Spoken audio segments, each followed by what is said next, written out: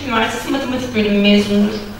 Ekonomi alanında ODTÜ ve ODTÜ'de başladığı ve Yalova Üniversitesi tamamladığı ekonomi yüksek lisansının ardından 2018 yılından itibaren Yeditepe Üniversitesi Antropoloji Bölümünde doktora yapmaya devam ediyor. Uzun yıllar bankacılık ve eğitim sektörlerinde yurt dışında çalıştı. 2016 yılından itibaren ise Ünlü Türk Akademisi bünyesinde konferans ve sempozyumlar düzenlemekte ve kendisi de bu bağlamda konferanslar vermektedir. Kendisine yayınlanmış makaleleri ve bir yıl kadar önce Rusya'dan Türkiye'ye göç eden Dağıstan avarlarını konu alan doktora tezini kapsayan bir çalışması bulunmaktadır. Geldiğiniz için teşekkür ediyorum. Aslında bu konu uzun zamandır değinmek istediğim, üzerine çalışmak istediğim bir alandı. Kuzey Kafkasya ve Urallardan Avrupa ve Asya'ya Türk fenotipi. Bugün ben bu konuyu aslında daha iyi geliyor galiba ses. Evet. Bu konuyu biraz genetik ve dil bilimsel anlamda da, yani dil bilimine çok girmeyi düşünmedim ama genetikten biraz bahsetmeyi de istiyorum. Bu ikisini beraber ele almaya çalışacağım. Yani burada gördüğünüz iki tarihi karakter gerçek Türk tipi mi sizce? Önce bunu bir sorarak başlayabiliriz. Evet. Evet, Atatürk, yani Atatürk'ümüz. Diğeri de belki tanıyanlar vardır, Cevat Paşa. Ben çok tipik olduğu için ve o zamanın tipolojisini çok iyi yansıttığını düşündüğüm için koydum. O zamanların karışmamış tipolojisini. Evet, Vedat Bey hoş geldiniz. Evet. Daha şimdi başladık zaten. Evet. Evet. Peki bir Türk tipi var mı sizce? Bunları ben internetten buldum. Böyle günümüzün böyle çok popüler. Hayır. Evet. Sakallı taraf. Yani mümkün olduğu kadar her yerden seçebiliriz ama. Aynen. Evet. Şimdi ben konuyu, yani iki önemli unsur var. Türk, yani sadece Türk değil, genel olarak insan fenotipleri açısından. Birincisi D vitamini sentezi ve bunun insanların fenotip üzerindeki etkisi. İkincisi ise etnogenez kavramı. Hocam, neredenin arkasında? Buraya koyacak. Şurada ayak koyuyor, evet. Ama buraya bir herhalde lazım. O siyahla kullanıyorlar. Şurada güzel bir yüksek ayağı istiyorsan. Evet, bunda bir 3 ayak var da. Halledin daha iyi.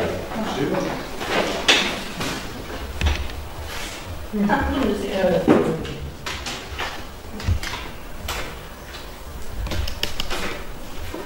Birasına gelişik mi?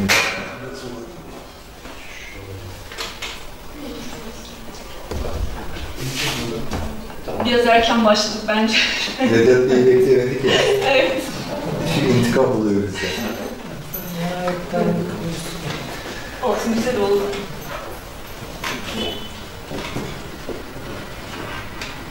Teşekkür ederim. Seninle ilgili herhangi bir şey yapıldı mı?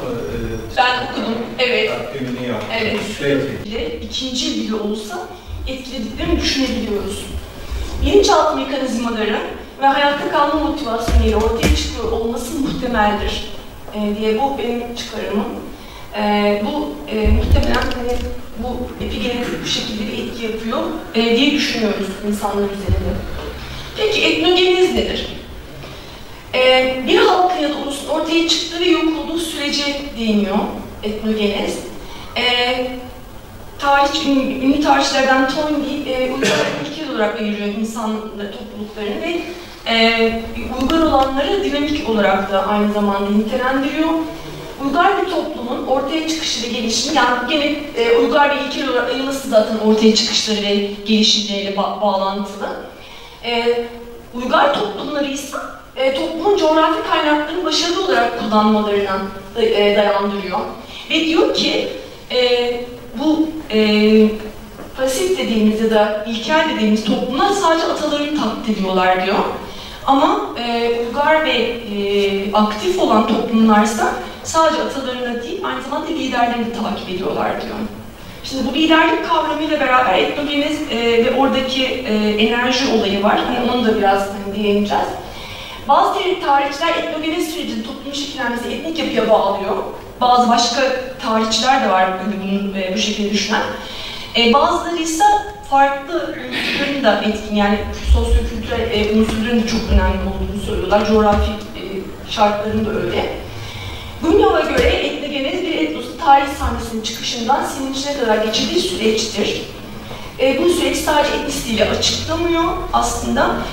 Bunun dışında başka unsurlar da var diyor, aynı şekilde etnisliğe kadar. Tabii ki o da önemli diyor ama bir şey var diyor, mesela toplumdaki işte hareketlilik, enerji, hareket geçme isteği, onun dışındaki diğer toplumsal unsurları da sayıyor. Şimdi etnogeniz safhalarını ben bunu işte Gumilyov'dan aldım. Böyle bir süreç tanımlamış. 1000 yıl civarında, 1500 yıl civarında olduğunu söylüyor ve yani bu etnogeniz eskiden olup bitmiş bir şey gibi düşünmeyin. Şu anda da devam ediyor etnogeniz her coğrafyada. Etnogenizler oluşuyor, devam ediyor. Çok eski olanlar da var, ortadan kaybolmuş olanlar da var tabii ki. Ve etnos dediğim, yani halk, bu Yunanca bir sözcük. Tabii Yunanca olduğunu ne kadar bunu da tartışabiliriz ama ayrı konu. Evet, bir temas sonucunda oluşmaya başlıyor etnos oluşumu, yeni bir halkın oluşumu diyelim. Halkın zihin ve bedeninde oluşan enerji, ki buna Gumilyov pasyoner diyor. Ben okuduğum, gördüğüm şekilde okuyorum. Pasyoner enerji, bireyleri yönlendirip diğer bireylerle iletişime geçmesini sağlıyor. Bu öyle bir enerji ki bu liderlerde işte daha çok görüldüğünü söylüyor. Ve liderleri topluma etkileyerek, yani başka bir yerden başka bir yere gitme güdüsüne de sahip olduklarını söylüyor. Bu enerji böyle bir enerji yani. Dolayısıyla hani bu biraz önce bahsettiğimiz işte uygar toplumların temelinde de zaten hani bu şekilde bir aktiflik olduğunu söylüyor aslında. İletişim sonucunda etnos üyeleri koşullar uygunsa aralarındaki ortak unsurlar çevresinde bir araya gelip yeni etnosu oluşturuyorlar. Yani burada işte kendisi bu şekilde süreçleri tanımlamış Gumilyov. Ve işte en sonunda işte 1000-1500 yıl kadar sürdüğünü ve ondan sonra da artık hani yeni bir etnosa yer bıraktığını, yol açtığını söylüyor. Buna göre tarih boyunca aynı coğrafyada yan yana bulunan ya da göçlerle bir araya gelen topluluklar karışarak etnogeniz yoluyla yeni topluluklar oluşturmuşlardır. Şimdi bu aslında tam olarak işte bizim, yani benim burada hani biraz tartışmak istediğim konu.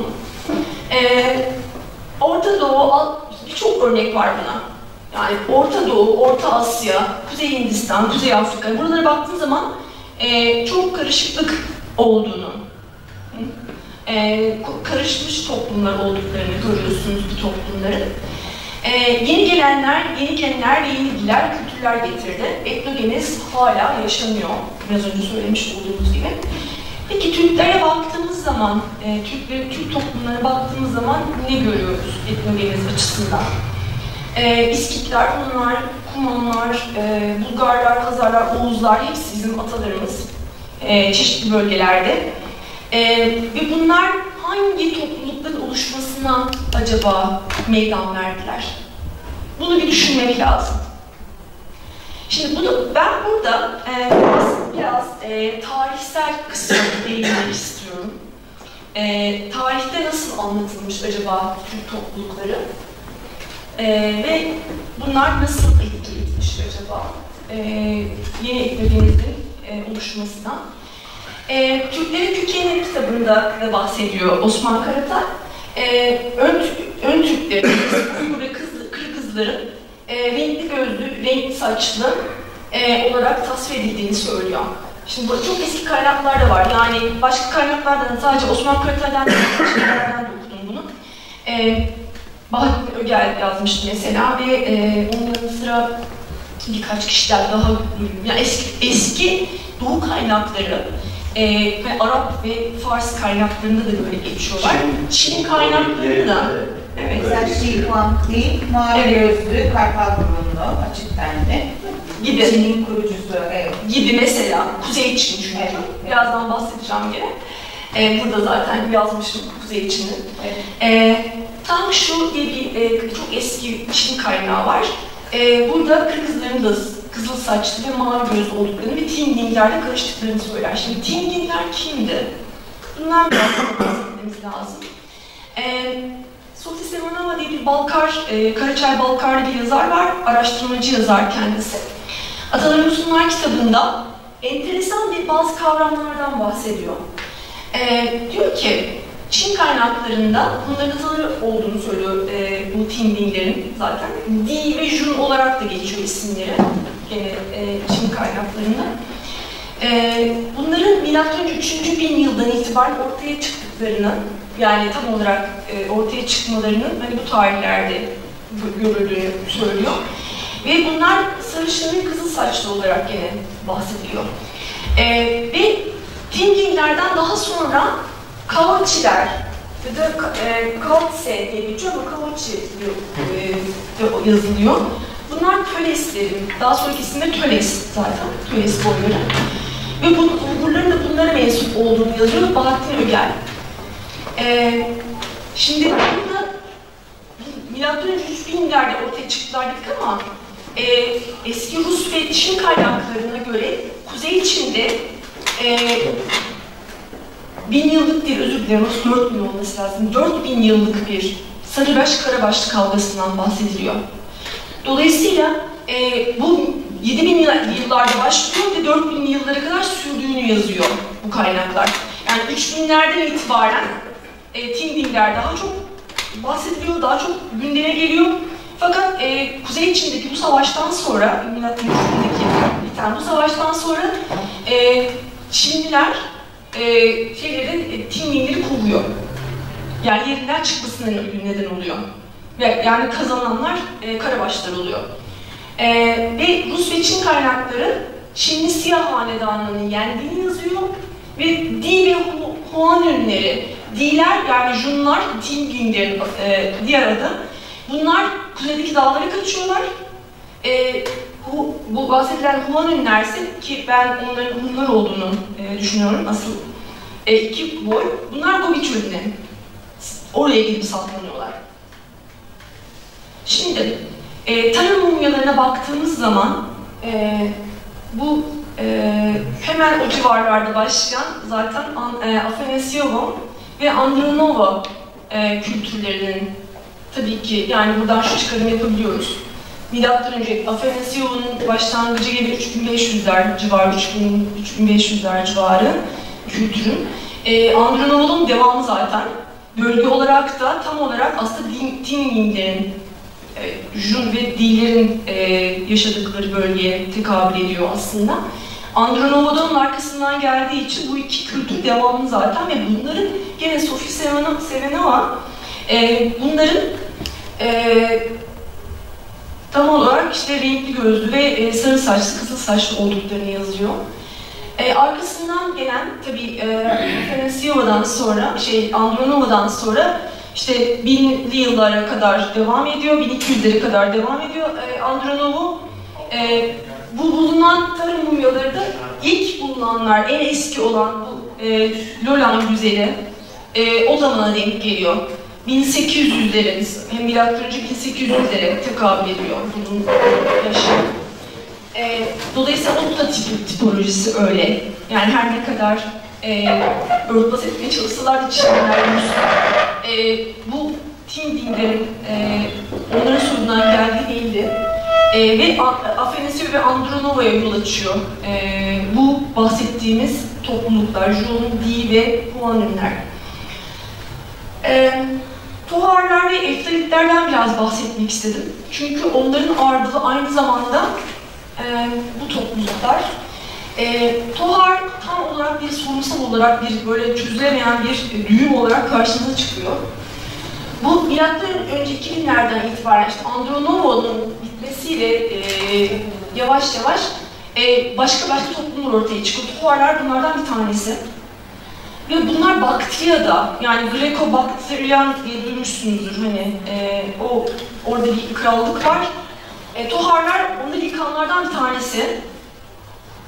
Dolayısıyla aynı zamanda üveyçiler. geliyor. Üyeçilerden de bahsedeceğim.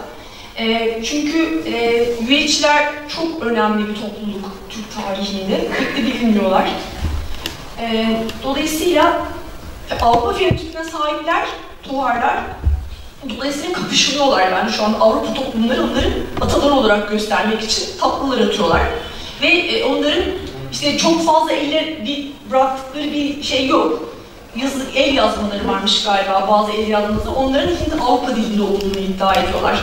Fakat onun için Türk akademisyenler bir okuma önerisi yaptılar mı?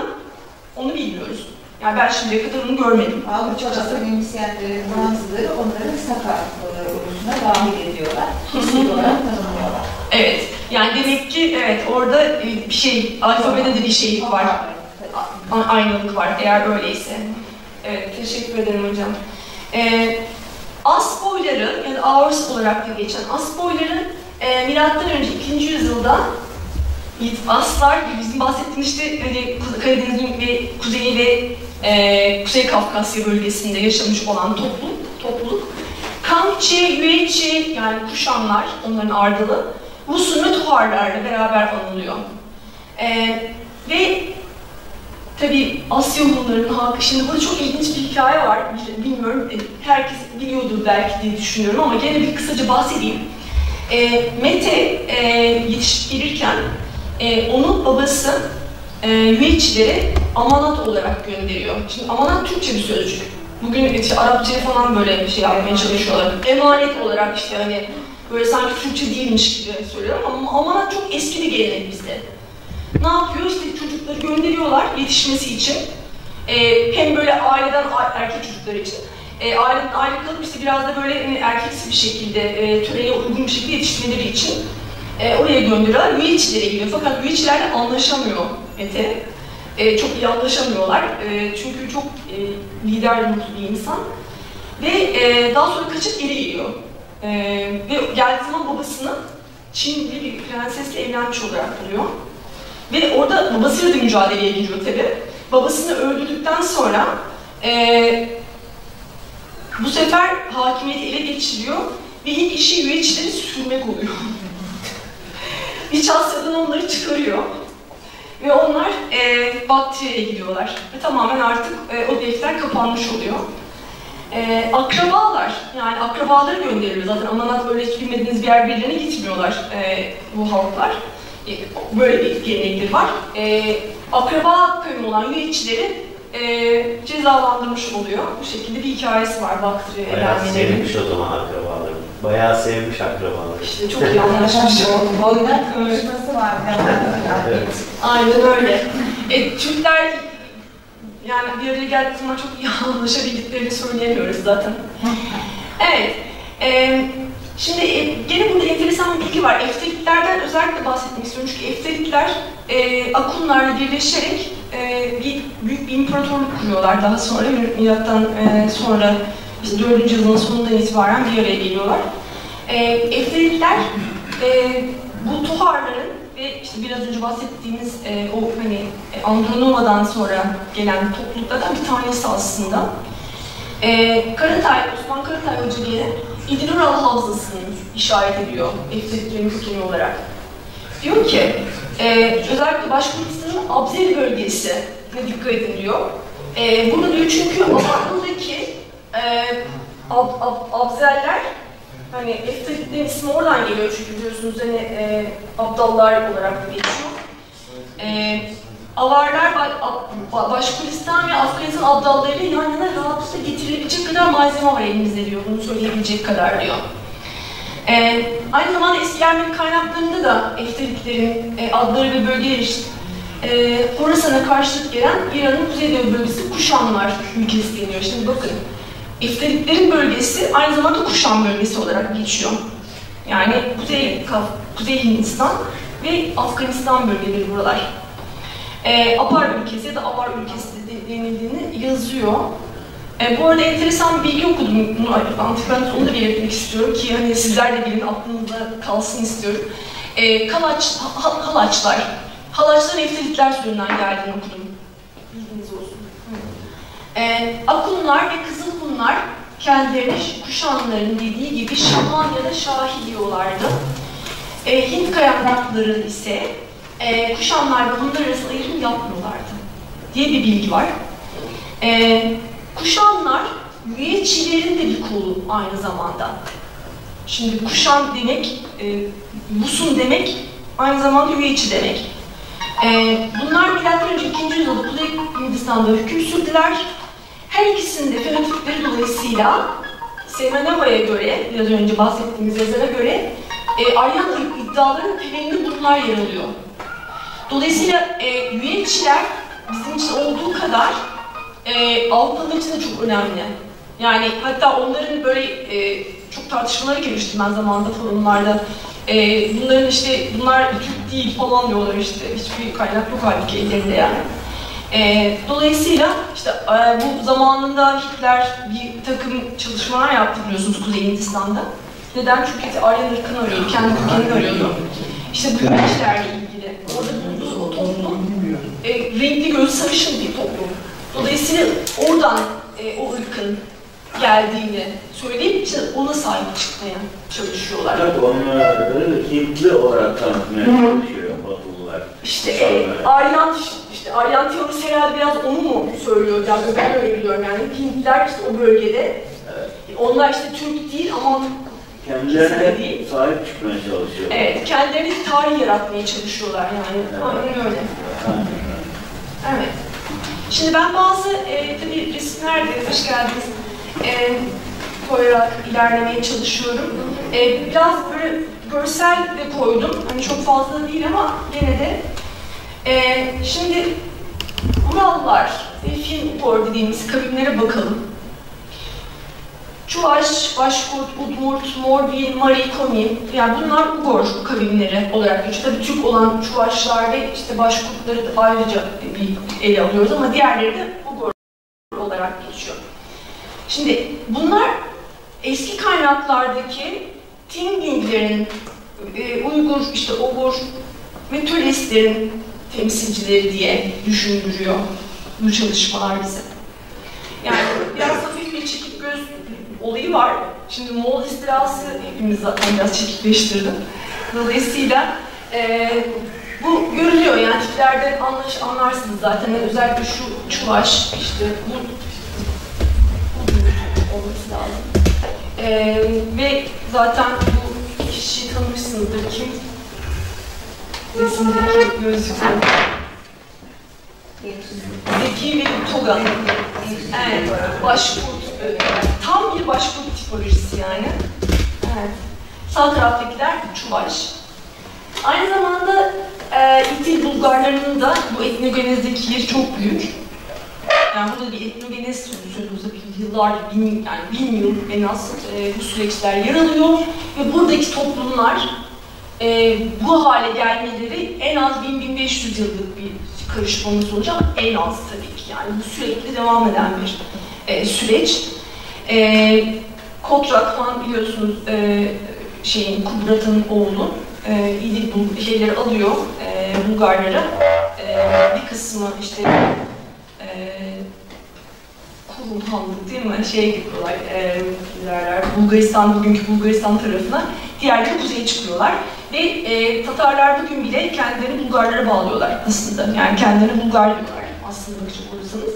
Ama birçok, tabii işin içinde birçok başka karışman toplum var, topluluk var. Dolayısıyla böyle tek bir şeyden bahsedemiyoruz. Kökenlerinde böyle yalın bir unsurdan bahsedilemiyor. Ama gene de Türk olduklarını söyleyebiliriz. Şimdi çok kısa bunları değinmek istedim ki bizim yazımımızda maalesef ben hemen hemen hiç denk gelmedim literatürde.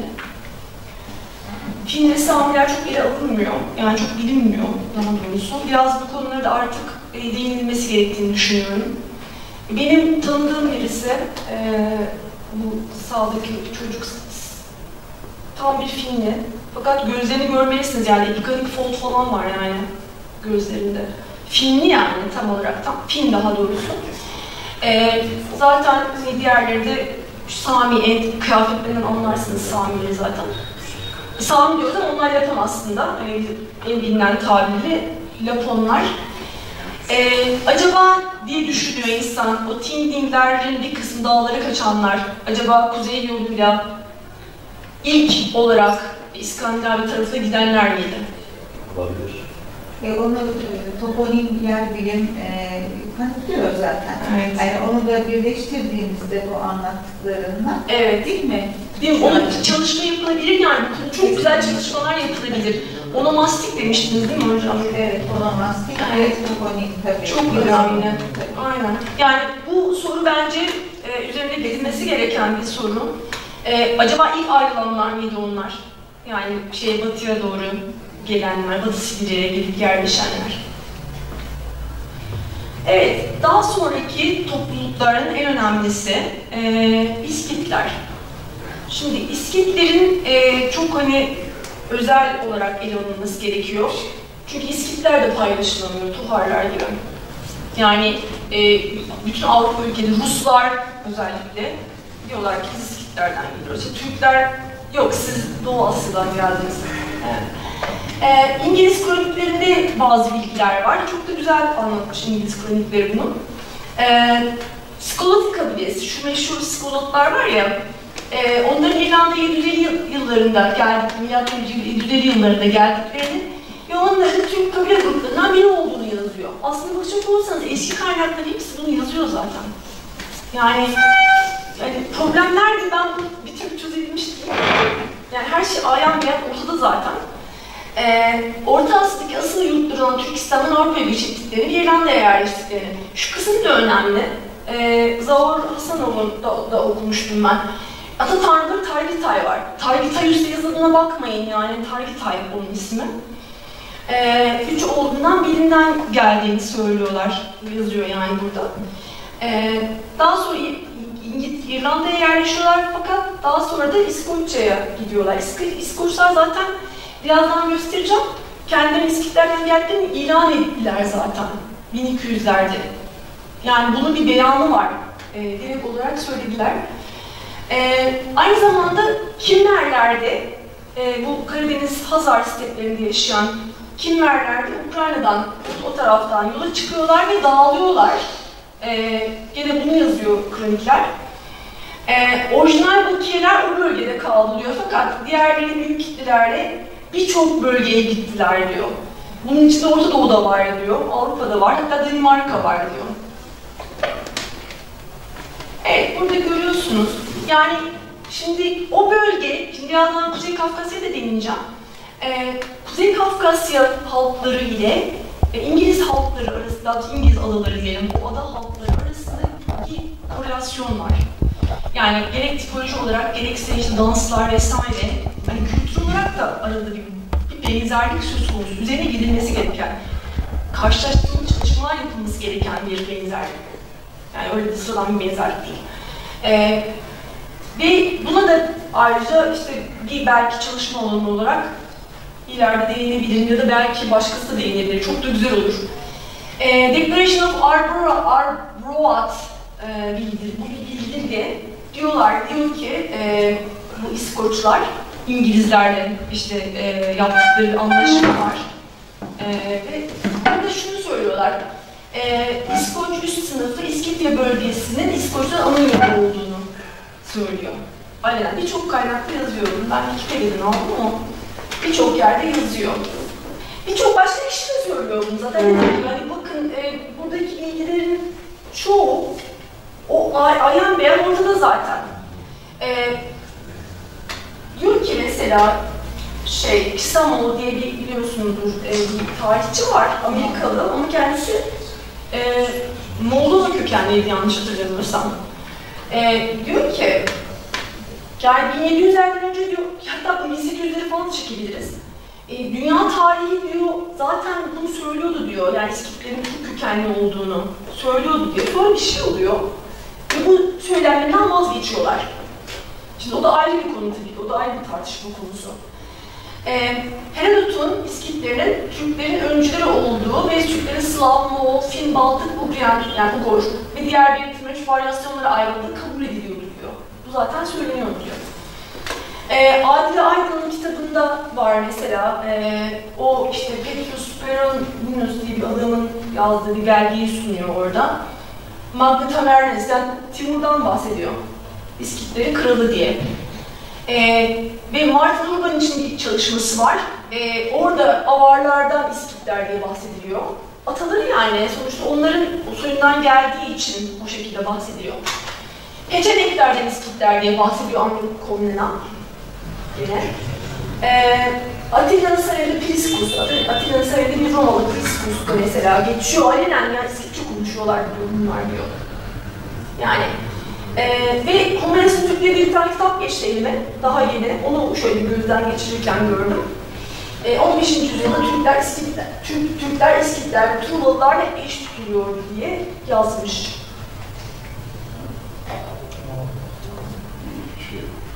Evet, bu resimde nasıl bir benzerlik görüyorsunuz? Kızıl Kızıl sakal. şey Şamil mi? Şamil, meşhur Şamil. Evet, kızıl sakallı. Evet. Bu kaynak, bu da çok güzel bir kaynak resim. Çok güzel canlandırmışlar bir İskit savaşçısına. Evet, Şimdi elinde oldukça tuttu. gerçekçi. Evet, değil mi? Silahları da öyle. Aynen. Ellerindeki o şey bile, şu içki kadehi bile. Düşman Ali'ye hep giriyorum. Yok, çok da böyle. Şu tuttuğu kalkan var ya, o kalkanın aynısı Amazon kadın savaşçılarının elinde var. Bir de yarı ay şeklinde demiştiniz hocam, evet. İskitlerin klasik kalkanı zaten. Klasik Aynen. kalkan. Yani demek erkek ve kadın savaşçılar hepsi aynı kalkanı kullanıyorlarmış. Kesinlikle. Kalkan öyle, elindeki o şey boynuz içki kadehi de öyle. Müthiş. Zaten çökmüş şey de var. Üstünde geyik de var göğsünde. Evet, silkeyi, aynen. Onların hepsi çok, yanında bal var bu arada. Onu da çizmişler. Bunu yapan da Rus galiba bunu yapan. Evgeni. Ha, evet. Onun çizimleri. Değil mi? Evet. Şimdi, Kuzey Kafkasya'ya baktığımız zaman step yani bozkır fenotipi bu yukarıda bahsettiğimiz halklarda bulunan hani şimdi step tipinden bahsedildiğini okuyabilirsiniz bazı kaynaklarda.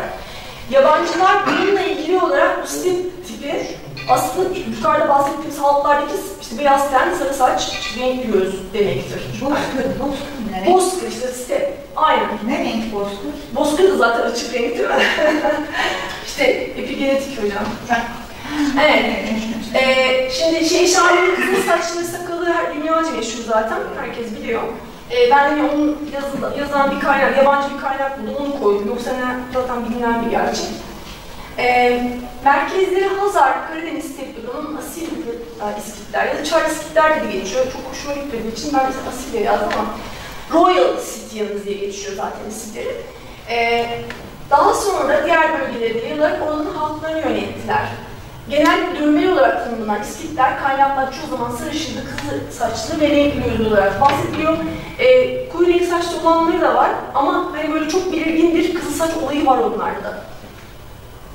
Şimdi bu İskit krallığının resmini koydum. Buraya bakın. Şu koyu renk bölgeler asıl bölgeleri. Diğerleri işte yayılma alanları o yüzyıllarda, milattan önce 680'lerde. Yani Daryal ve Derbent geçitleriyle geçiyorlar zaten güneye. Ben burada hemen bir küçük bir şey söylemek istiyorum. Şurada Daryal var, şurada Derbent var. Bu harita elimizin kullandığı tarih haritalardan ama eski çağ kaynaklarının İskit İmparatorluğu'nun sınırlarını tanımlamasını açıklayamıyor bu haritalar ne yazık ki. Çünkü mesela Anadolu bazında baktığımızda eski çağ kaynakları bütün Anadolu'nun İskit egemenliği altında olduğunu belirtirler.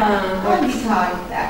Yani bu çok kısa bir kesit. Evet, aynen. Kesit sadece. 680-600 arasında demişsin.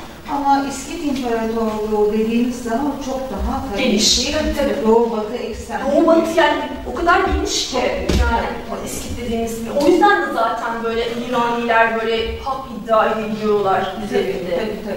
Çünkü o bölgelere de yayıldılar. Yani orası gerçek. Evet. Ben bu resmi çok sevdiğim için koydum. Böyle bir tanım şey var, yine tasvir var. Diyor ki işte Dağıstan'a hoş geldiniz.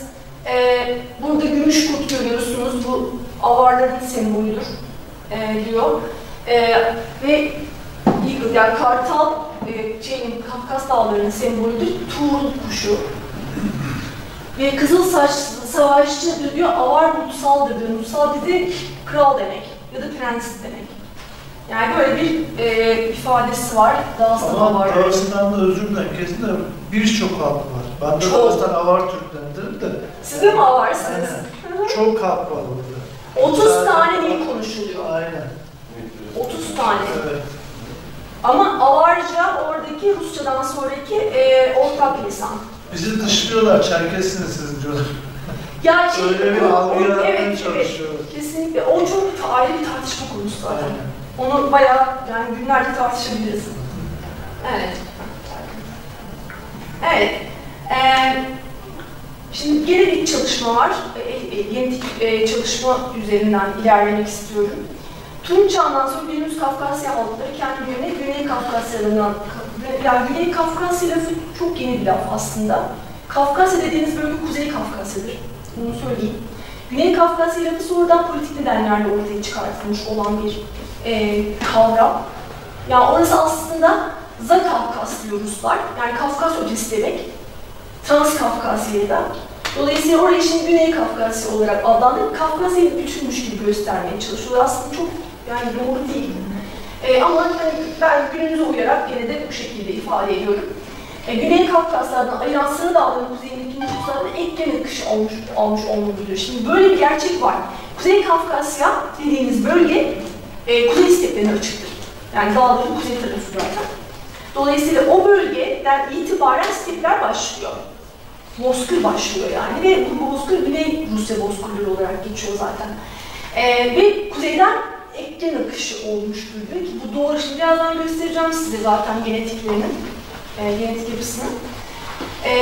Step ve dağ ekozonlarının kesişim noktası bundan kuzeydeki dağ etekleri de güneyden gelen ve komşu Avrasya bozkırından kuzeye gelen kültürel yeniliklerin aktarım bölgesidir diyor.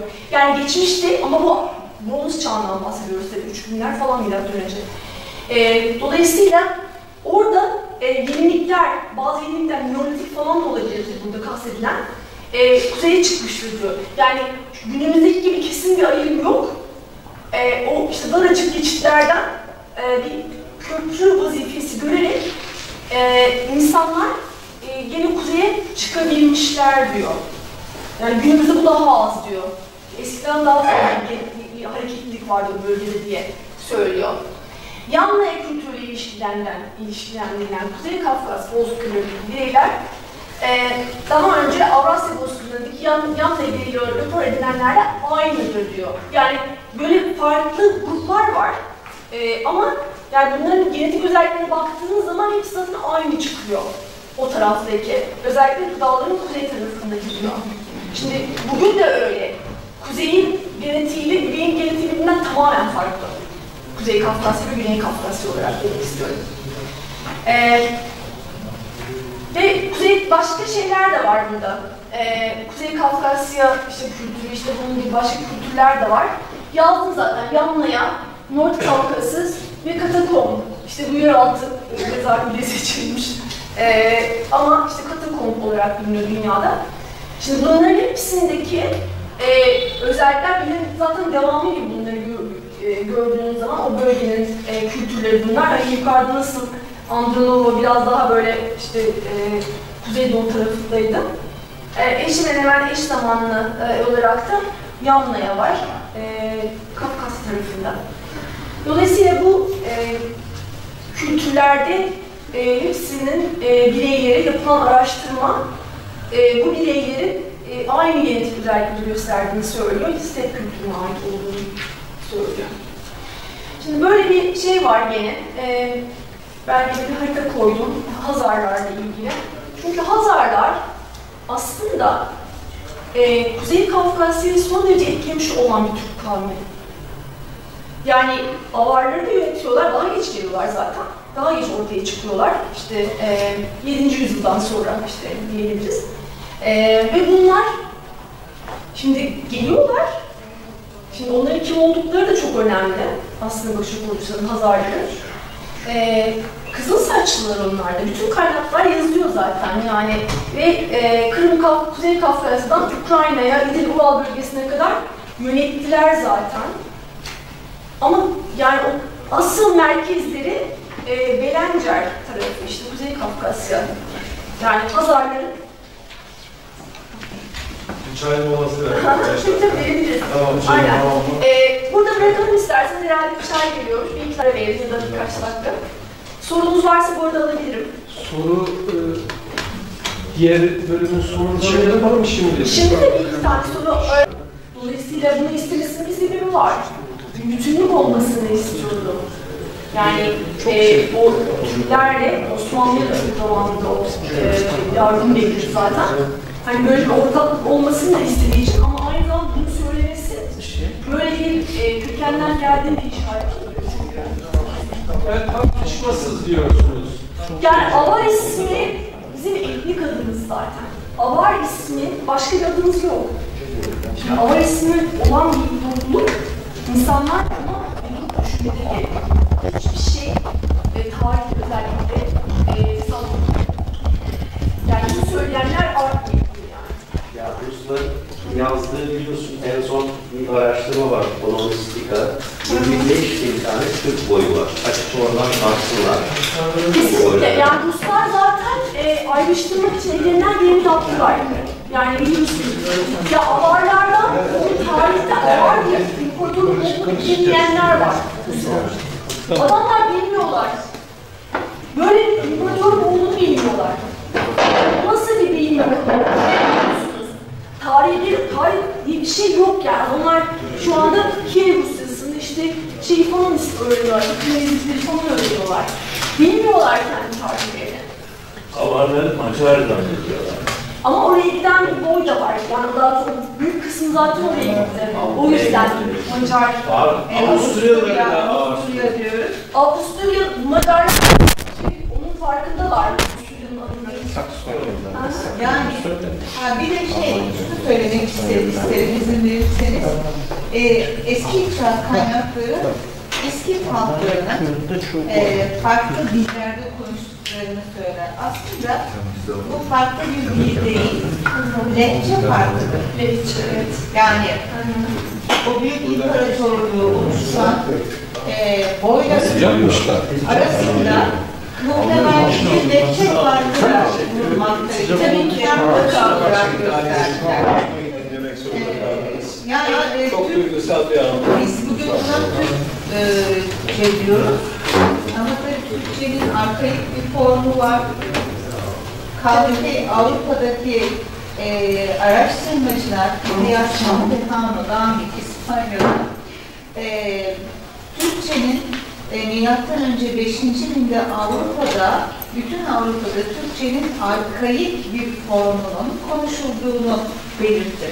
Dolayısıyla bunlar lehçe ağız farklılıklarıdır. Onlar bir ortaktır. Aynen öyle. Bölgesel farklılıklar, coğrafi uzaklıklar ve dağlık bölgelerde özellikle dil çok farklılaşıyor. Şu anda devam etmiyoruz değil mi? Hayır, evet. Ara konuşuyoruz. Evet, biraz başlayacağız. Bobanlı'ya ne dersiniz? Bobanlı, Mamut dediğim Tunceli bölgesinde. Şimdi benim anladığım kadarıyla şunda hemfikiriz herhalde. Yani Türk tarihindeki sizin iddianız diye ben alıyorum. Evet, Çünkü evet. başka bir yerde ben bunları Aynen. duymadım, okumadım. Böyle Çok bir şey yok. Doğru. Bir diğer parantez, bu işte Facebook'ta falan yazışıyordum. Ermenilerin, işte Ermeni biliyorsun işte Batı'da Ermeni şeyleri var, diasporası. Bunlar da kendilerine bu konularda çok araştırmalar yaparlar, testler yaptırırlar. Çok bu işlerin yani şeysidir, yani duayenler olmuşlar. Şimdi onların şöyle bir iddiası var, diyorlar ki bronz çağından bu yana bana diyor, biz diyor dünyada en âli halkız. Allah Allah. Yani öyle 4000 yıldır adamlar karışmamışlar. Bakın bu coğrafyada yaşayıp da karışmama diye bir şey olamaz. İmkanı yok böyle bir şey. 4000 yıldır. En çok karışılan bölge Kafkasya'dır. Evet. Yani ben dedim ki kusura bakmayın siz çeşitli halkların karışımından oluşmuş bir halksınız. Siz bir cemaatsiniz, bir şey değilsiniz. Sizin içinizde Türk de olabilir, başka halklar da olabilir. Ama kesinlikle ari bir halk değilsiniz. Ama onların bakış açısı şu kendilerine, onlar kendilerini böyle çok soylu, 4000 yıldır ari kalmış, herkes karışmış, Türkler. Hatta Türklerin de %60'ı Ermeniymiş, biz sonradan görmüşüz. Biz Ermeniler görmüşüz. Öyle diyorlar. Öyle diyorlar, çok Çok enteresan. karışmış bir Adını coğrafya. söyleyeceğim. mesela. Evet, ayrıca bir soru sormak istiyorum aslında size de. Bir dakikanızı rica edeyim. Şimdi Tunç Bey, ilginç bir şey söyleyeceğim. İyi bir araştırmacısınız. Bana Akdamar Adası'ndaki reliefi Biliyorum onu. anlatabilir misiniz? Evet. Orada bir Kıpçak Türk'ü var. Evet. Yani Kuyruğu- Kıpçak aileleri o kadar. Evet, Parti ters dışı yapar. oturmuş. Hani Şimdi onlarla bir ilgisi olacak. hangi Ermeni elinde okla atış yapmış? Evet. Bana resim göstersin. Geçen hafta Evet, yok öyle bir şey. Ermeni kralının ne yaptı? Evet. İnzivaya çekildi korkudan. Evet, korkudan inzivaya çekildi. Hani bir de şu var, ne var biliyorsun hani bir yalanı söyleyeceksiniz, çok böyle şey olması lazım. Hani destekleyici bir şey, çok yalanın da bir şeysi olur. Evet. Ya tarihte bir kere böyle büyük topluluk, İskitler gibi bir halk yok. Hiçbir zaman da öyle bir şey olmamış. Evet. Yani şu İskitlere bakıyoruz, Herodot tarihinde İskitler olsun, Traklar olsun görülen şu ki, yeryüzünde Çinliler, Hintlilerden sonra en kalabalık halklar. Yani bakıyorum şimdi aklıma ne geliyor, biraz saçma gelecek ama herhalde diyorum İskitlerin torunu olsa Türklerin haricinde bir de Slavlar olur herhalde diyorum.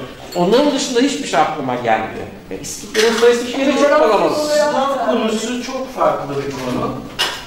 Her toplumun karışmasını Slavlar almış. Onun için onu hiç bu kısma katmayalım. Ama İskitlerin herhalde günümüzdeki temsilcileri son edindiğimiz bilgiler Ural halkları olabileceği yönünde. Urallara da Şimdi şunu yapalım. sirayetleri var yani. Sorularımızı daha sonra tekrar soracağız. Sizi başlatalım. Tamam. Sen şeyi getir, buradan çekime devam edelim. Yarıdan fazlasını geçtik herhalde zaten. Evet. Geç sen yerine. Evet, yani şimdi Hazar olayı çok yine özellikli bir olay yani tarihte. Ve onların önce Avarlardan sonra Slavları yöneten ikinci Türk Bolu. Slavlar onların da boyunluğu altındaydı. Yayıldıkları bölgeyi görüyorsunuz zaten yani çok kuzeye kadar çıkıyorlar. Dolayısıyla niteliklerinden bahsederken de, o tipolojilerinden bahsederlerken de hani kızıl saçlı özellikle vurguda bulunuyor. Kimileri onların Kuzey Kafkasya'nın yerlileri de o söylüyor. Fakat hani bu hani tarihte hareketlere baktığım zaman hani çok bana şey gelmedi, hani açıkçası gelmedi. Muhtemelen geldiler çünkü Türklerin soyundan geldikleri söyleniyor gene. Türklerin arkasından gelen, yükselen bir boy, Hazarlar. Dolayısıyla Töresler de biraz önce bahsettiğimiz gibi aynı tipolojiye sahip, aynı fenotipe sahip bir halktır. Dolayısıyla onların kızıl saçlı olmasında da bunun büyük bir etkisi var diye düşünüyorum Töreslerin. Şimdi Orta Asya'ya baktığımız zaman, şimdi Orta Asya, herkes diyor ki Türklerin işte Urheimet'tir yani çıktıkları yer. Hayır yani orası onların yurtlarından bir tanesi ve karıştıkları bir bölge. Yani orada çok önemli bir etnogeniz olayı var. Osman Karatay Hoca daha az sayıdaki Moğolların o bölgenin, şimdi Moğol göçünden sonra o bölgeye yerleştiklerini ve oradaki Kıpçaklarla karıştıklarını söylüyor. Ve bu renk yani onların çok belirgin, çok baskın bir tipleri var, genotipleri var. Sarı ırk. Dolayısıyla onların renklerinin değiştiğini söylüyor. Yani tipleri de zaten bir adam Moğol'uyla karışıyor. Dolayısıyla orada bir çok değişik bir etnogeniz olayı var. Daha geniştir yani göreceli olarak. 1200'lerden sonra oluyor bu olay. zaten. Deşli Kıpçak derler. Deşli Kıpçak, aynen. Ve Kimekler, bunlara Yüyebanlar da deniyor ve bunların da Efteliklerle bir bağlantısı var, Yüyebanların. Kimeklerle beraber tarih hadisi çıkıyor. Kıpçaklar, peki onların çıkış tarihleri de geç mesela. Şimdi Kıpçak dediğimiz boy, sarışınlığıyla ünlü. Yani bütün dünya onların ne kadar Polovetler diye geçiyor. Yani mavi gözlü sarışın anlamına geliyor. Ve onlar çıktık ve bakın bölgesi de onların da çok geniş. Yani bugünkü hani Altın Orda'yla beraber herhalde en geniş topraklar onlarla yani neredeyse aynı bölgeye yetmişler. Bugünkü Rus bölgesi diye çok hiç değil yani. Pardon, bir şey söyleyeyim. Tabii. Rus Yahudilerin Kıpçak asıllı olmaları, Hazar. Hazar asıllı olmaları size mantıklı bir veyahut da destekleyebiliyor musunuz veya bu konuda bir araştırmanız oldu mu? Ben birkaç tanesini Amerika'da rastladım. Kızılsaç. Görüştüğümüz zaman da ya isimlerin yanında The Turk diye yazıyor. Yani adamlar resmen şeyin yanında, kendi isimleri, The Turk diye isimleri var, kartlarında yazıyorlar. Evet, Tanca'nın kitabını tavsiye ederim. Evet, yani Hazar'da Çiçekler Kızıl Açar diye bir tane kitabı var Tanca'nın. Onu bir okumanızı öneririm gayet. Söyler misiniz? Hazar'da Çiçekler Kızıl Açar diye. Kızılsaç'a gönderme yapmışız zaten. Hazar. Evet, Tanca'nın onu bir O yüzden de mesela bugün Azerbaycan'ı destekliyorlar. Öyle değil, bir kısmını destekliyor diyelim. Evet, ama orada Kıpçak Türklerinin etkisini görürüz yani orada şey var. Yani şöyle değil, zaten o bölgedeki Altın Orda'nın yıkılmasıyla beraber Rusya büyük güç kazanıyor. Ve ondan sonra zaten Rusya yaptığı zaman, yayılmaya başladığı zaman Musevilerin bir kısmı gidiyor zaten, o bölgeden çıkıp gidiyor, dağılıyor, o altın içine dağılıyorlar. Bir kısmı zaten Amerika'ya gidiyor, yani sonuçta evet, o hareketler takip edilebilir. Yani ben açıkçası özellikle çalışmadım ama hem tipoloji, yani fenotip diyelim, takip edildiği zaman, hem de genetiğe bakıldığı zaman ortaya çıkıyor yani bazı şeyler. Yani onların Türklerle çok yakın bir alakasının olabileceğini düşünüyorum. Museviler diyelim, Museviler diyelim. Evet. Evet. Çok geniş bir coğrafyada hükmettiler onlarda. Orta Asya'dan, özellikle Kazakistan bozkırlarından Macaristan'a kadar olan bir bölgede yönettiler. Fakat Moğol istilası, işte 1200'lerden sonra olan itibariyle olan Moğol istilası her şeyi değiştirdi. Yani bugün o bölgeye baktığımız zaman direkt olarak Kıpçak tipi dediğimiz bir tip göremiyoruz çok fazla. Ama evet, aynen öyle. Şimdi bakın bunlar, şimdi ben gene bunları tık internetten, Facebook'tan falan buldum yani ama bu Atambayev, İstanbul Kırgız eski Cumhurbaşkanı Atambayev, mavi gözlü bir adam mesela bu. Şimdi tanıyor musunuz diğer yüzünü? Aytun bu kız Uygur. Bu Kırgız. Bu da zaten meşhur Meryem Gül, Kazak. Evet. Dolayısıyla gene de arada, yani biliyorsunuz ki yerleşik kelimeler hiçbir zaman kaybolmaz. Ne kadar hani baskılansa da bir şekilde hani daha az miktarlarda da olsa çıkıyor ortaya. Ve bunlar kimse kusura bakmasın, Ruslar karıştıkları için orada değiller. Ve Meryem Gül mesela çok eskiye kadar gidiyor hani kökeni. Onu takip edebiliyorlar yani. Dolayısıyla Orta Asya'daki etnogenez tamamlanmış, ya tam tamamlanmadıysa bile neredeyse belki tamamlanmış. Yani değişebiliyor çünkü toplumdan topluma. Tipolojisi böyle. Yani bunlar aslında Moğollara da benzemiyorlar. Ama hani bahsettiğimiz bu Avrupa genetiğine de, yani Avrupa genetiğine de çok benzemiyorlar. Dolayısıyla bunlar yeni bir etnolojimiz. Yeni bir etnolojinin halk diyebiliriz. Anadolu, sevgili yurdumuz. Yani burada çok fazla olay oldu. Yani etnik yaşam ve ölüm dememin sebebi de o.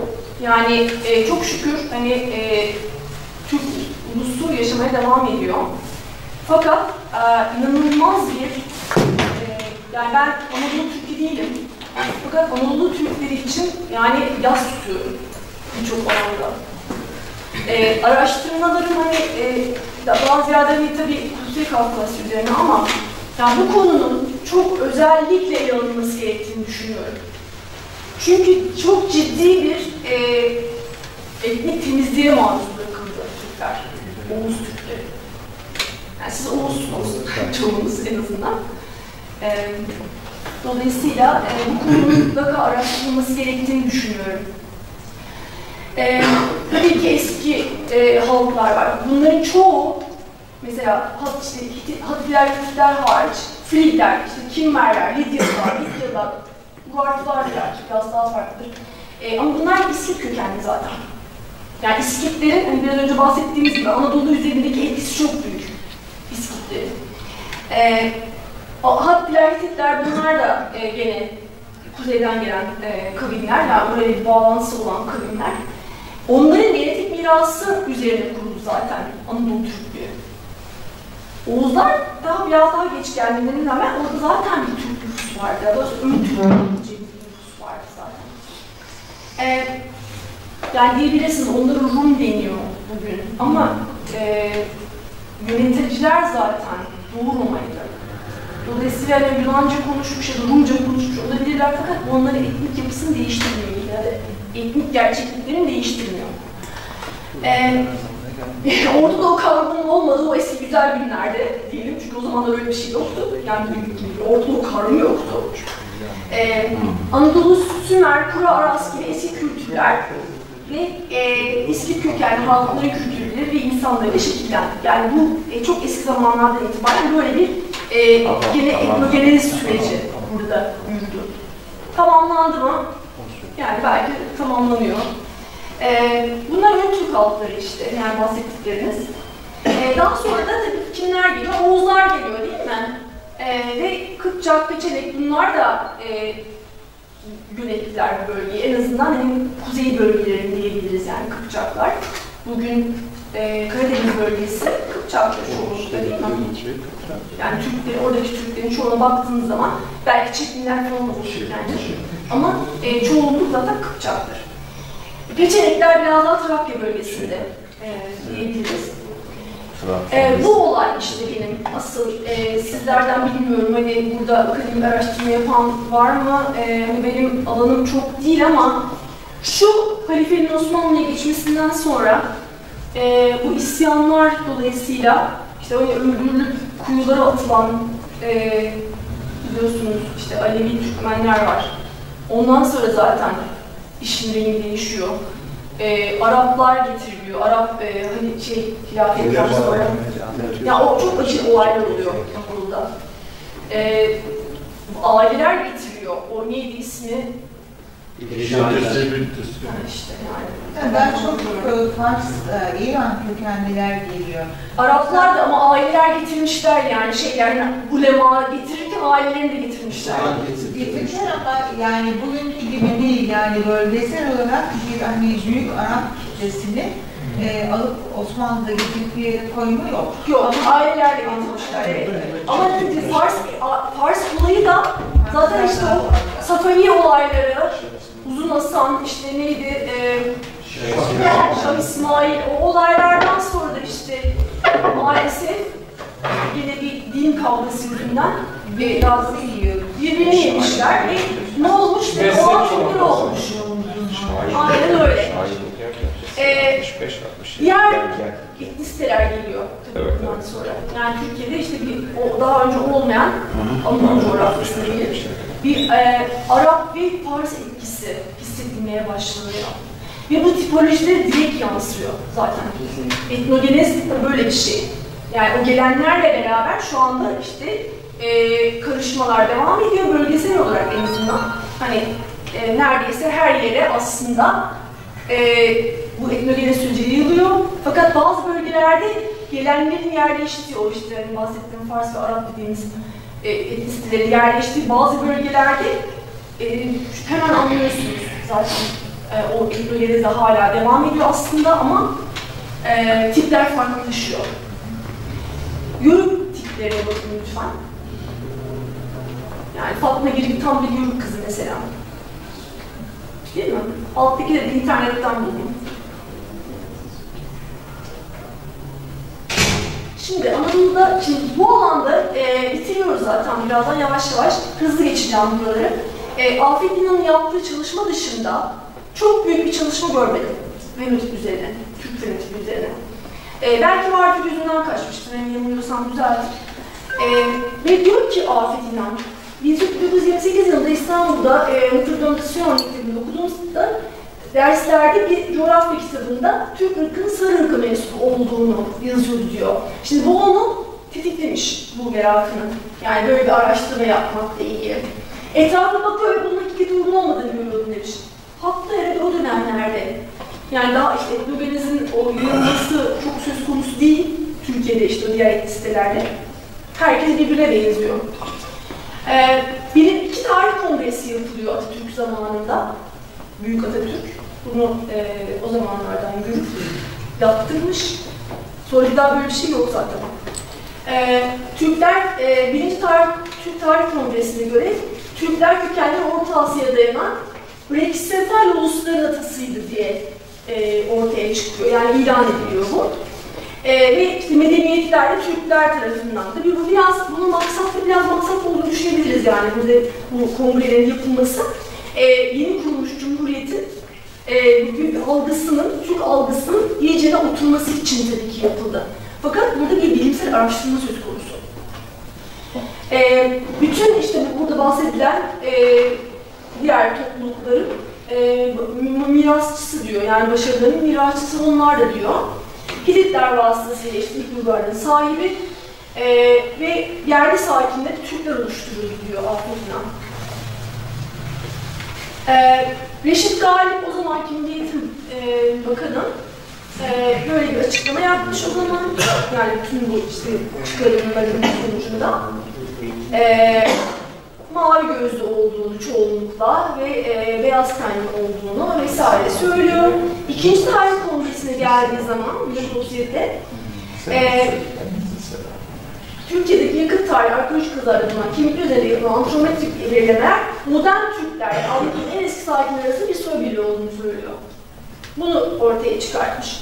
Ve Şevket Aziz Kansu diye bir antropolog var. O da bunları tasdikliyor o dönem. Evet. Toplumların, şimdi burada işte bir tarihsel gerçeklerine de değinmek gerekiyor. Toplumların ırksal bir köken bulma evresinde olduğu bir dönem o zamanlar. Yani Nazi propagandaları dolayısıyla. Evet. Ve Afet İnan bu dönemde Türklerin tam olarak kimler olduklarını ve nasıl bir medeniyet sahibi olduklarını ortaya çıkartmak için 64 bin, inanılmaz büyük bir rakam. 64 bin kişi üzerine bir araştırma yapıyor. Hatta bu detayları da var ki ben onları koymadım. Arya ve kuramlarına karşı tezler geliştirmek için Breksefal tezleri desteklemeye başlamıştı diyor Türkiye o dönemde. Ve Türklere atfedilen alt ırk iddiaları çürütmek için yapılıyor bu. Yani yeni Cumhuriyet'te böyle bir çalışmaya ihtiyaç vardı zaten. Ve 64 bin kişinin kafatası fiziksel ölçüde yapılmış ve Türk ırkının Breksefal ırk içinde olduğu ispatlanmaya çalışılmıştı diyor.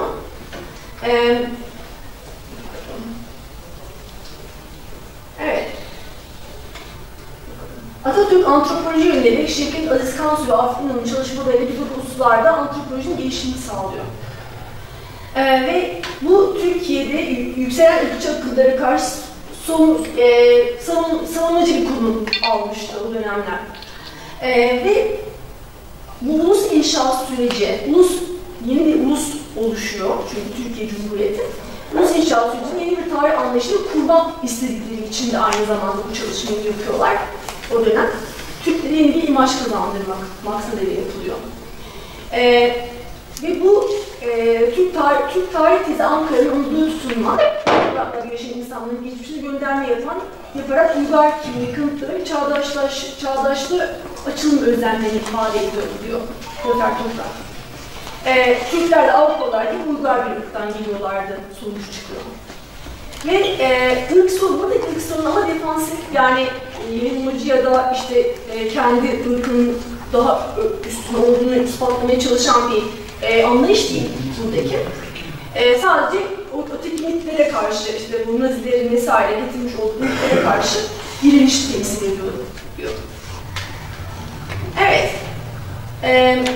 Şimdi ismi de enteresan. Afet İnan'ın aslında çalışması Türk ırkının vatan umduğu doktora çalışmasının ismi. Fakat Atatürk öldükten sonra ismini bu şekilde değiştiriyorlar. Şaşırdım. Türkiye halkı. Türkiye halkı. Evet. Türk halkı.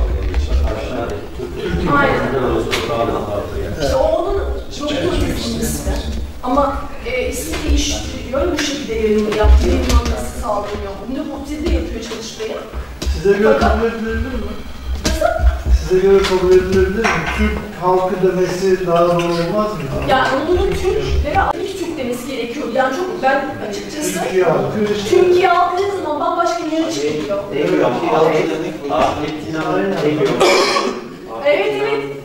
İnan demiyordun ama. İsim bu şekilde yayınlattırıyorlar Afet İnan'a. Atatürk'ün ölümünden sonra. Afet İnan Türk'ün sarı ırkla hiçbir ilişkisi olmadığını, beyaz ırkın Alp'in konuda mensup olduğunu ve ırkçılığı yapılırken olmayanlar Büşra duralım. Kaydı da durdurduk.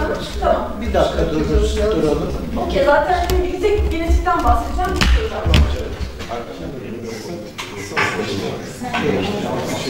Evet, bana çay vermediler.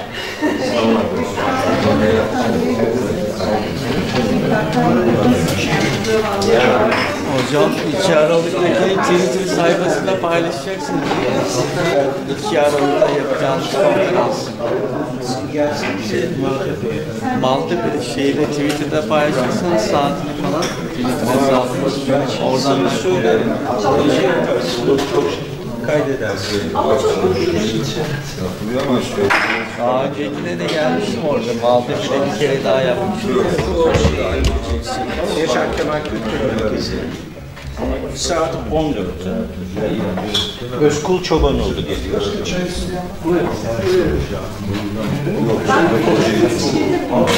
Şimdi başlatmadan önce Siz de biliyorsunuz.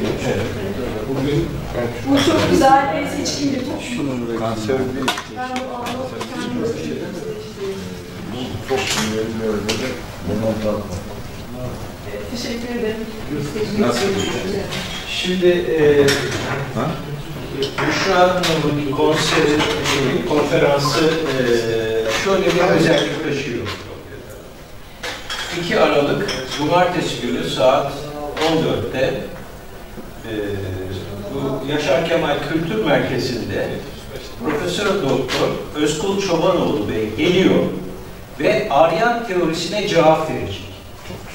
Şimdi Büşra genetiği anlatıyor, size ön bilgiyi veriyor, arkasından da Özkul Çobanoğlu bu konuda çok önemli şeyler söyleyecek. O sorduğunuz bütün soruların yanıtları da Özkul Çobanoğlu'ndan gelecek.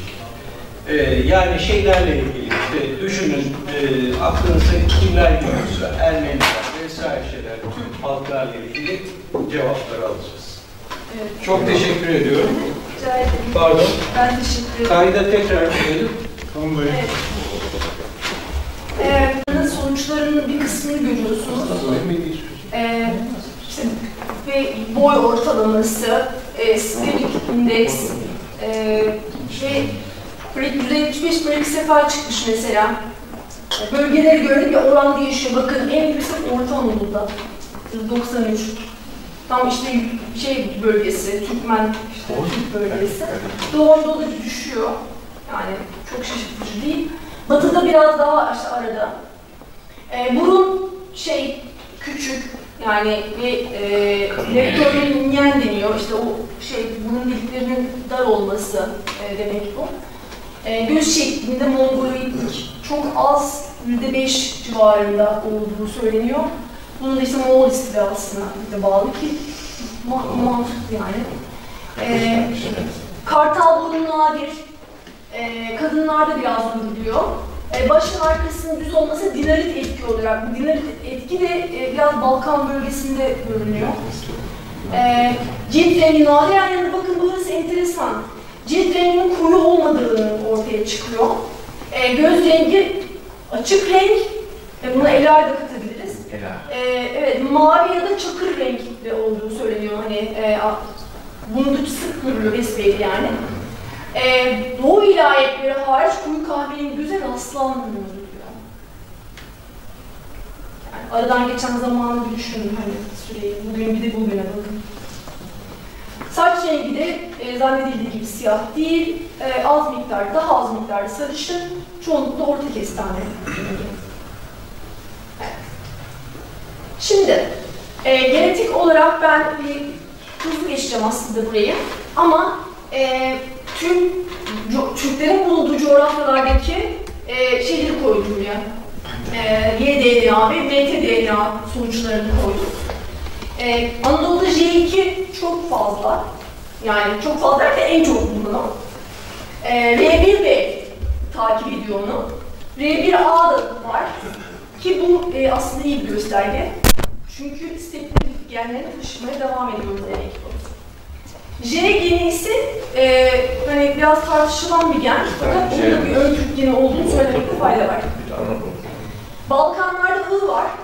R1A yüksek, bakın ben birkaç tane her bir bölge için ülke seçtim, 3-4 tane, onların sıralamasını yaptım. En yüksek ve en düşük bulunan bölgelerde.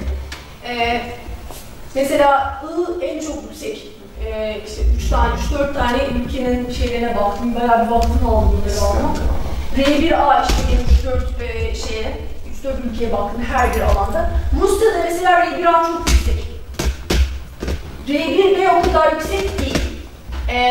Polonya'da biraz yüksek, R1B, yani evet, R1B, o en çok Polonya'da biliniyormuş mesela.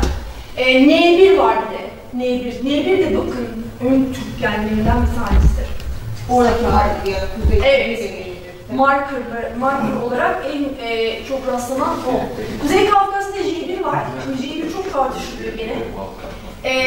J, yani daha Orta Doğu tarafında rastlanan bir gen çünkü J1.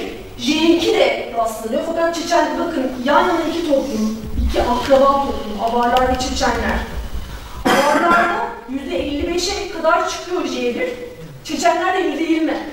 Onlar da J2 %60'a kadar, %70'e kadar çıkıyor, Çeçenler diyor, Avarlarda çok az. Yani çok enteresan durumlar var burada. Şimdi insan bazen düşünmeden de edemiyor, yani bu clusterları acaba biraz oynadılar mı diye. Yani şeyler, tabii eksikler var. Aynen. Orası doğru. Ama iki yan yana toplumda nasıl bu kadar farklı olabiliyorsunuz? Çok enteresan. G2 Çerkez bölgesinde çok fazla. R1A mesela bakın en çok R1A'yı şeyde gördüm ben. Gene Çerkez'in arasında gördüm R1A. Darginlerde, yani Avarların yine akrabası ve meslekli yakın olan bir topluluk Kuzey Kafkasya'da %21 R1A yalnız. Avarlarda bu %3 falan, yani R1A. Ama R1B'ye baktığımız zaman en düşük gene Çerkezler, %2 sanıyorum şeylerde olması lazım. %2 Çeçenlerde azdı. %15 gene Çerkezlerde var. %15. Fakat pardon, Avarlarda da %15-16 civarında. Yani R1B oranı yükseliyor gene Avarlar arasında. Bagnalan Avarları diye bir topluluk var. Özel bir Avar bir bölgede yaşıyorlar. %67'ye çıkmış mesela onlarda. Ben bunu da mesela çok ilginç buldum. Yani nasıl bu kadar aralarında böyle büyük bir uçurum oluyor. Urallarda N1 var. Yani Ural bölgesinde ki Saha, benim hocamın da dediği gibi Saha bölgesinde, yani Yakut Sakaların arasında aynı oranda Finliler de var mesela. %60 oranında Finli erkekler Saka geni taşıyorlar. %60 arkadaşlar, yani bu öyle az buz değil. Bask'ta pardon, R1A da var, R1B de var Urallarda. Fakat hani oranlar R1B oranı Çuvaşlarda mesela yüksek çıkıyor. R1A oranı ise Udmurtlarda çıkıyor gibi düşünebilirsiniz. Yine yüksek yani o Ural halkları arasında R1A ve R1B. Batı Avrupa çok ilginç. R1B. Tam bir R1B cenneti. Fransa'da çok fazla. Fransa ve İspanya'da da var. Evet, onlara baktım zaten. Fransa, İspanya, bir de Portekiz'e baktım. Baskı'da 85. Mesela. Kanarya'da da %93. Mesela. Aynen. J2 var, I1 var gene. Fransa'da I1 görülüyor. Diğer ülkelerde o kadar görünmüyormuş. Fransa'nın dışında I1. I1 orada İskandinav gene. Orta Avrupa'da da ben burada işte Çek'e baktım, Çek Cumhuriyeti'ne, Macaristan'a baktım. Bir de Almanya'ya baktım. R1A işte bakın R1B ve R1A çok yüksek. R1B Almanya'da çok yüksek mesela gene. R1A yanlış hatırlamıyorsam Çeklerde yüksekti. Evet. Bu şekilde bunlar Y DNA'lar. Bir MT DNA'ları yani anne tarafı bulunan tablolara baktığımız zaman da Anadolu'da ve diğer ülkelerde tabii ki H yani Avrupa genidir kadınlarında. Tabii bölgelere göre değişmekle beraber burada subclade'ini vermemiş yani alt grubunu vermemiş. H'yi koymuş direkt olarak. Ben U'da ise U Kuzey Avrupa genidir. U4 ve U5 koydum. Ama buna diğer U'ları eklediğiniz zaman çok daha büyük rakamlar çıkıyor. Mesela Türkiye'de %20'ye çıkıyor U gene. Ama onlar biraz daha Orta Doğu'ya ve daha aşağılara yayılan genler. Ben hepsini koymadım yani göstermek açısından U Kuzey Avrupa ile alakalı olanı koydum buraya. Bakın Rusya ve Doğu Avrupa'da yüksek doğal olarak çünkü Kuzey Avrupa işte. Ama o kadar yüksek değil, H daha yüksek. Yani 16'ya kadar çıkıyor. Çünkü aslında U'nun en önemli kaynağı Laponlar. Yani en çok bu bölgede yoğunlaşıyor. Lapon bölgesinde ve Fin bölgesi ve Ural bölgesinde çok fazla U geni var. Görün bakın orada 31'e kadar çıkmış mesela Urallarda. İşin enteresan tarafı ondan sonra gelen yani U4 ve U5 dediğim Kuzey Avrupa geni avarlarda ve darginlerde var. Yani bizimkilerde. %20'ye çıkıyor. Bizde mesela %20. Daha yükseği yok mesela. Hep böyle ufak oranlarda daha diğer toplumlarda bulunuyor. Balkanlarda da U var ama dediğim gibi değişen oranlarda 11-16. Batı Avrupa'da da var. %11'ler civarında. Yani bu ikisini özellikle koydum çünkü bu ikisi Avrupa genleri. Diğerleri küçük miktarlarda var. T var mesela Türkiye'de ama T'nin de bir kısmı Avrupa'ya yayılmış, bir kısmı biraz daha Orta Doğu ve Kuzey Afrika'ya yayılmış durumda. Bunlar erkek geni mi yoksa bu kadın. Şu Y-DNA erkek tarafından sadece. Sadece erkek. Bir de mitokondriyal diyen var. Bu da mitokondriyal anne tarafından. Bu erkekler bu kadınlardan geçiyor. Tamam. Ama erkeklerde de bulunuyor. Hani bizde Y-DNA yok ama sizlerde MT-DNA var. Demek çıkıyor yani ortaya. Evet. Şimdi genetik ve fenotip ilişkisine baktığımız zaman özellikle karışık. Ben yine bununla ilgili enteresan bir makale okudum.